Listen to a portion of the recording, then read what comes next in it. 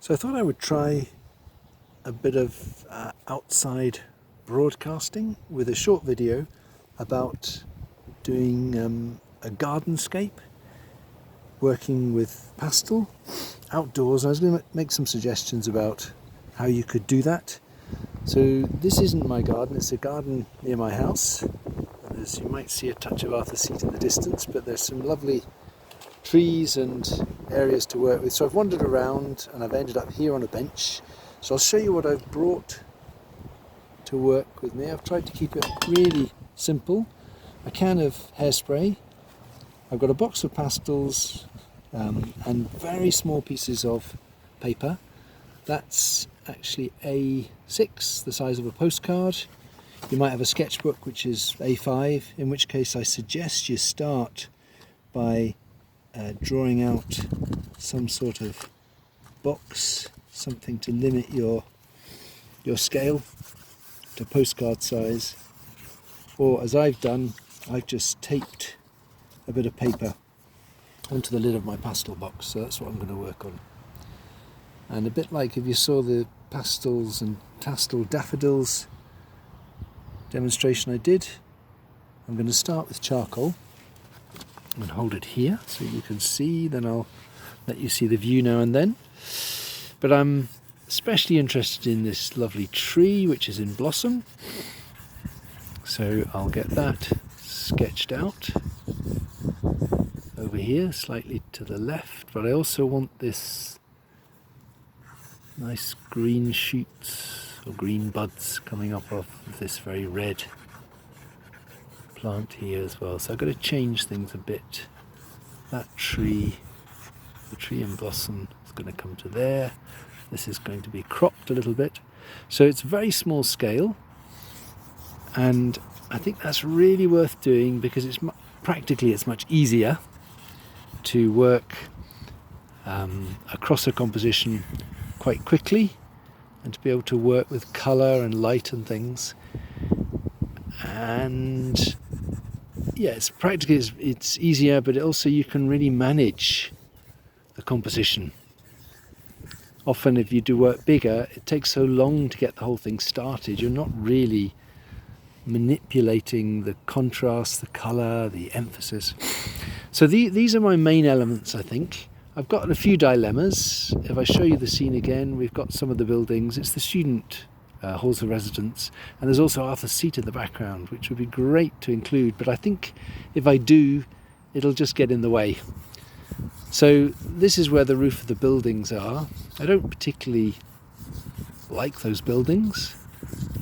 What I want to do is produce a drawing where people are really impressed by the colour and the light in this tree. So those buildings are there as a bit of a structure, a bit of a background, but I won't do very much to them. So that's what I'm going to work with. So next I want to just darken some of the darks, and I'm conscious that when I put down some white blossom a bit later in this process, it's really going to help in order to make that blossom stand out if I have some dark behind it. So some of that dark is going to be these lines for the branches of the tree. Some of it might even be what I put behind for the buildings. And so I've got the tree, then I've got this hedge along the bottom. So really this is, again, as I did with the pastel daffodils, this is the sort of Degas approach to working with pastel. Putting down charcoal first, and then spraying the charcoal with some fixative, with some hairspray, and putting on colour and working up often to the lighter, brighter colours. So I always feel you can't get too much charcoal down. So the charcoal is going down for areas that are dark. I'm also putting in some little bits of texture for the grass and some of the trees. There's another tree over here that might be part of my composition. I can't put everything in, and I've already explained that I'm leaving out or not emphasizing the buildings. So that's a very important thing to do. If you look in your garden, there'll be lots of things to draw, but you want to be very selective. And actually over to the left there, is a sort of spiky palm thing, so it might be quite nice actually having some of that at the edge of my picture. So I'm not only leaving things out, but I am moving things around if I think that's going to make a more interesting composition.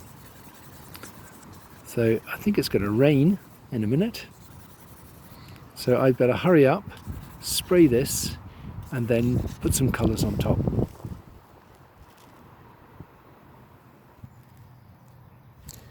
So once that's sprayed, the charcoal layer is sealed, fixed, so it won't smudge, and it also gives the drawing a bit of a tooth, the surface of the drawing.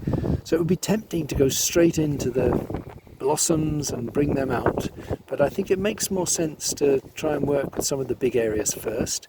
But I might first just go over some of the branches so I know which of those parts of the tree, where they are and where the spaces between them are that I can work with. So that's the trunk. And then I think it might be worth doing something maybe to some of these big areas, like we've got the lawn, and I'm applying the pastel hatched, just a diagonal pattern of hatching. That's a quick way of covering things loosely, but it also means that I don't cover them too solidly, so I can see through a little bit to what's underneath. I've got a slightly cooler green hedge over there, so we'll get some of that in. I've discovered I brought the wrong box of pastels, so I'm going to have to improvise a bit here, because that hedge isn't quite as bright in colour as I've made it there. So I'll mix a bit of charcoal into it. You can do that, you can just mix charcoal and pastel on the surface of the drawing. Then the other hedge over here could have a bit more yellow in it. It's a bit yellow in colour. So you can see I'm moving from one area to another, putting in some simple patterns of colour. If possible, if you can distinguish between different greens, just depends really what your subject is, but you can look for cooler greens, slightly bluer ones like that hedge I just did, and warmer greens, a bit like the lawn and the tree, and then yellower greens. So, to try and distinguish one from another is a useful thing that you can do. And now I think I should just get the right colours, just get a bit of colour onto this little tree here with its bright buds. It's got a fairly red, orangey red trunk, so that's quite useful as a bit of contrast. And then I'm going to put on something to represent those buildings in the background, so that when I do want to bring out the blossom on the tree, the area behind it has got something to work against. So that's a bit of a pale yellow, not exactly the right colour. They've got these bright roofs, but I don't really want to overdo them.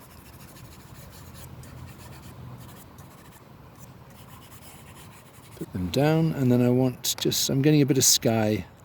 I'm having to leave out Arthur's Seat because I think it would compete with my blossoms. So I've got some lilac there, which I might add some white to. So you notice I do a lot of mixing of the colour on the drawing.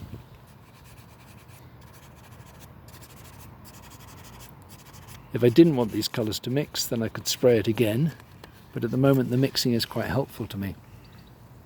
So I'll just show you what some of these blossoms might look like, and I don't know how they're coming out for you on camera, but to me they've got a slight pink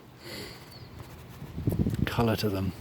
So I'm actually going to do pink first, and I'm working with the tip of the pastel pressing hard so that more pastel comes off. It's a slightly more intense effect. And they're all, well, they're in bunches and they're coming out to the tips. So the pastels are mixing. If I press harder, I can make a slightly stronger impression. But then I'm going to mix some white into them as well, so that I'm getting a very pale pink. So that's giving you an idea of how that can start to bring out the light on those blossoms. I've also got on this other tree down here, we've got these amazing new buds which are almost yellow. Again, a pale yellow will really stand out.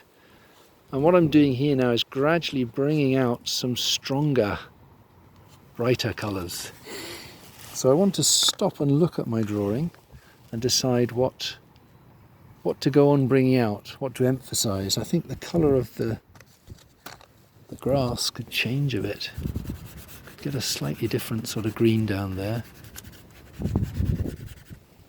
I could go on bringing out the blossom, could lighten the sky, but I think just to make it a useful demonstration, what I'm going to do is pause the video again, give it one more spray, which will make these colours sink a bit, but then I'll finish by bringing out one or two things a little bit more strongly, by selecting things to emphasise. So when you spray pastel, very often some of the colours will sink a bit. They'll go a bit darker, a bit duller.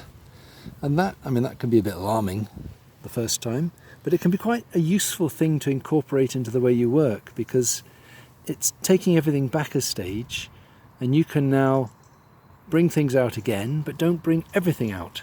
Bring out the things that you want to emphasise. So I think firstly, I just want a little bit more colour in that hedge, which is behind the tree trunk. And then definitely I want to bring out these blossoms, because that's what it's all about.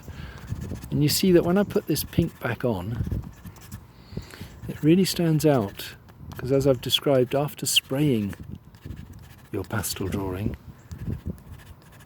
what's underneath that layer of fixative or hairspray is sealed in, doesn't smudge, and there's a bit more of a tooth to the surface of the drawing. So it'll take the pastel better. But the key thing is to be really selective about where you put these new marks, so that you only bring out certain things and the things that you really want to draw attention to. What did Degas say? Don't draw what you see, draw what you want others to see, and bring those things out so that they really notice them. So there's some good blossom there. Get some more yellow into the hedge, because that's a nice bit of contrast. Bring up a bit more warmth in the grass. And then I think I'll bring out these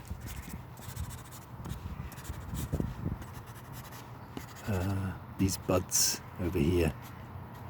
And perhaps a bit of sky. So I'm not only working with the things in the foreground. So bring out those buds with a bit more yellow at the top. I think I probably have to bring out the stems leading up to them. But what colour will I do that with? Maybe this pale yellow. It's not the right colour, I bought the wrong box. And maybe a bit of light on the side of this trunk. And lastly, a bit of light in the sky. And I think that's got to be partly yellow and partly my original violet.